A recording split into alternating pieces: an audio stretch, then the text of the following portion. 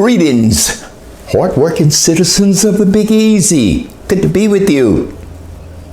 But can we talk openly and candidly, as we should? And that is, we need to talk about violent crime in your neighborhoods.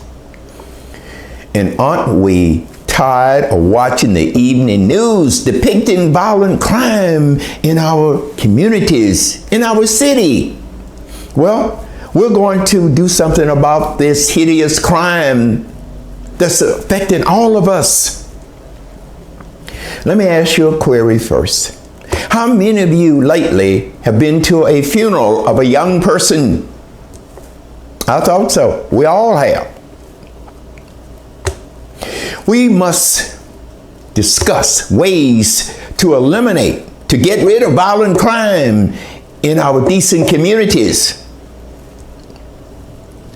But let me ask you another query. When will you, the citizens of the Crescent City, say enough is enough? No more. The party is over for you criminals hiding in our neighborhoods and committing crime. No more. And you know, truth be told, all of this crime did not happen overnight. This ugly illness has been going on in our community for decades, and now it's metastasizing all over the city, and it's affecting everyone. And you, the public, you in the communities, seems indifference to this crime. It doesn't affect me, you're saying. And you know what else? The criminal knows this much. So they say, let's just hide and fester in the communities. They're not going to do anything. Well, you can't hold hands and pray the problems of crime away and say, maybe they'll go into the bowels of hell one day where they belong. No, they're going to put you in hell. That's what's going to happen if you don't do something about it. You must tell the criminals in your community that you are fed up with it. Get out. Because you will no longer look the other way when you see people committing violent crimes. They feed upon you.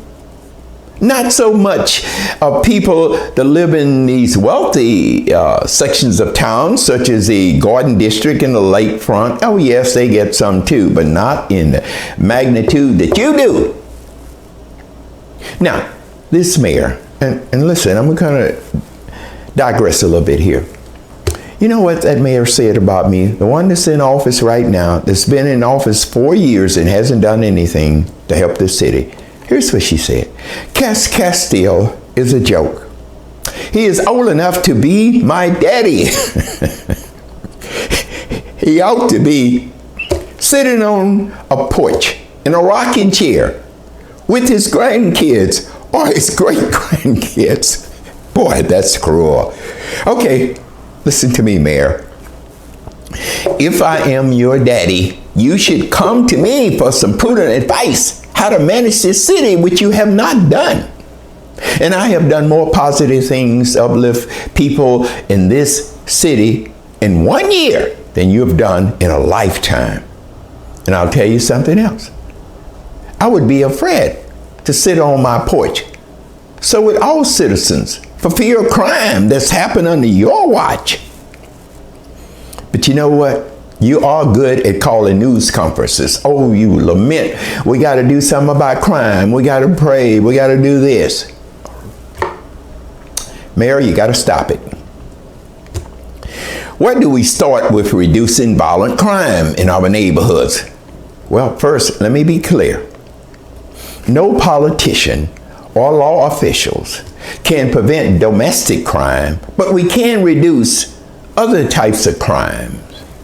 Because in most cases, they're the same perpetrators, and we did nothing about it, so they just keep committing crimes. We must demand that court officials, and we're talking about people like judges and prosecuting attorneys and other legal people in the judicial system, that they be held accountable.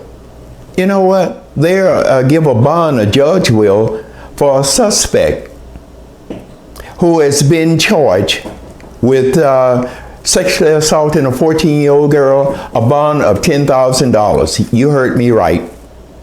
Sexually assaulting a child. The same judge will place a $100,000 bond on a suspect charged in sexually assaulting a tourist.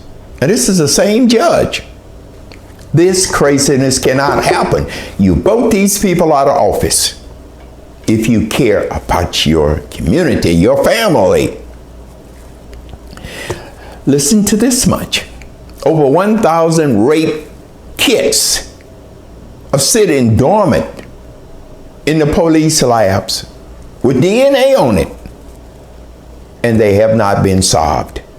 And you know what else? They have DNA on it, and the victim, the assaulted victim, in most cases know the offender, and still they're not prosecuted. What message does that send to the criminal? And why must violent criminals, criminals who commit violent crimes, be able to plea bargain and given a lesser sentence? You know, a few years in jail for beating someone half to death. We can't have this. I give you something else here to chew on.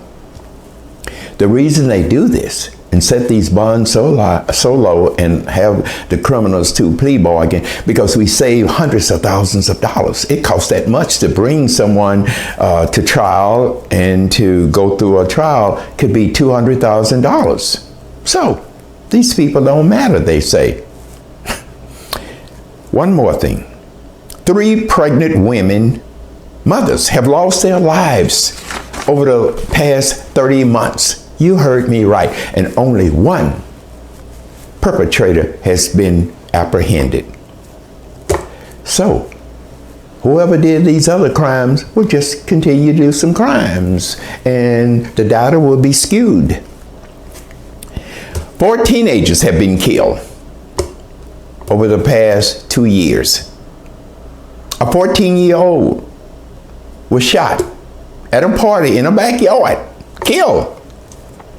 A 9-year-old was killed in the house by a stray bullet.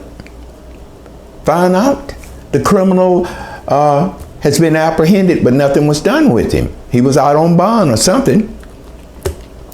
A 6-year-old was killed in a car, and so many others have been on the interstate. Can you believe that? Something has to be done. You, the community, you must get involved. And you know something?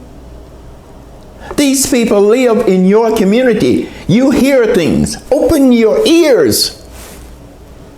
Enlarge your eyes. You know what's going on in your community. Don't you care? A mayor can't do it all. I agree with that. You, the citizens of every community in this fruitful and beautiful city, must get involved. And you know what, ministers? You have a spiritual duty to encourage your congregations to identify these hardened criminals so we can get rid of them. Civic leaders and activists, don't you have a responsibility to establish crime watch programs? But praying for them is about as successful as stopping the water from flowing up the Mississippi. Citizens, I beg of you, in every community, put aside your pettiness, your jealousy, and your indifference for each other, and come together. We can solve some of these crimes. But you have to believe that you can do it. Get together, and we can eliminate some of this violent crimes.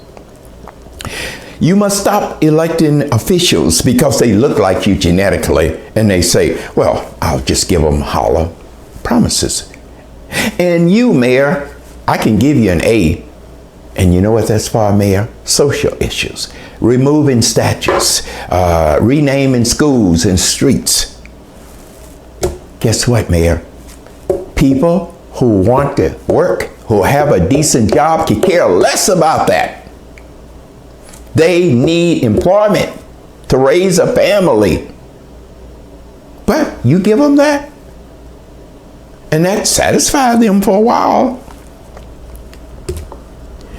As your grateful and dedicated mayor, if I'm elected, I will demand that policemen solve more violent crime than the 40% that they do today.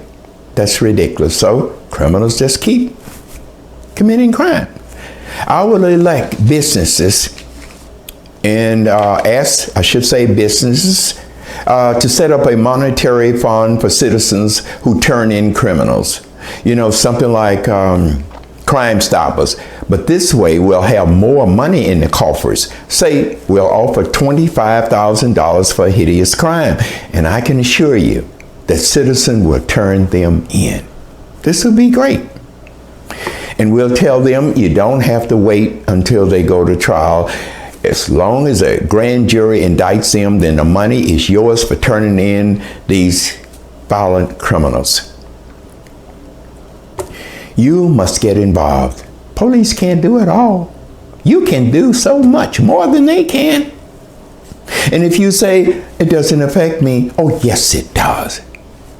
Give you hypertension, go to an early grave, you have fear to go outside, oh I gotta look around me.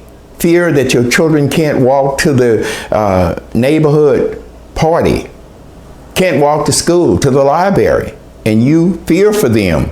Call me when you get there, you say. You put bars on your doors as if you're in prison.